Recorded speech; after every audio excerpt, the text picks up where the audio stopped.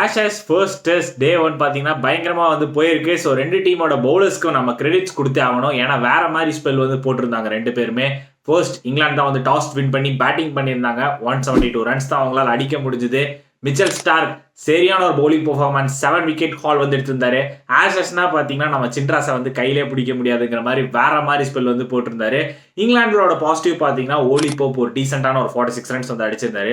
அதுக்கப்புறம் Harry Brook ஒரு ஸ்டெடியான knock, அவர் பார்த்தீங்கன்னா 50 ரன்ஸ் வந்து நல்ல ஒரு கான்ட்ரிபியூஷன் வந்து கொடுத்திருந்தாரு. ஆஸ்திரேலியா இந்த பர்டிகுலர் 176 தாண்டிடுவாங்கன்னு நம்ம எல்லாம் நினைச்சோம். பட் அவங்களும் பார்த்தீங்கன்னா ரொம்ப வந்து கிரம்பிள் ஆனாங்க. யாருமே அந்த அளவுக்கு கான்ட்ரிபியூட் பண்ண முடியல. 123 for 9ல இருக்காங்க. Captain Ben Stokes leading from the front என்ன மாதிரியான ஒரு ஸ்பெல் வந்து போட்டிருந்தாரு. அவர் பார்த்தீங்கன்னா 5 விக்கெட் ஹால். கூடவே பார்த்தீங்கன்னா உங்களுக்கு 2 பவுலர் வந்து சப்போர்ட் பண்ணாங்க. ஜோஃப்ரா ஆர்ச்சர் அவர் வந்து ஒரு 2 விக்கெட்ஸ் வந்து எடுத்திருந்தாரு. அதுக்கப்புறம் பார்த்தீங்கன்னா பிரைடன் காஸ் அவரும் சூப்பராக போட்டு அவரும் வந்து ஒரு 2 விக்கெட்ஸ் வந்து எடுத்திருந்தாங்க.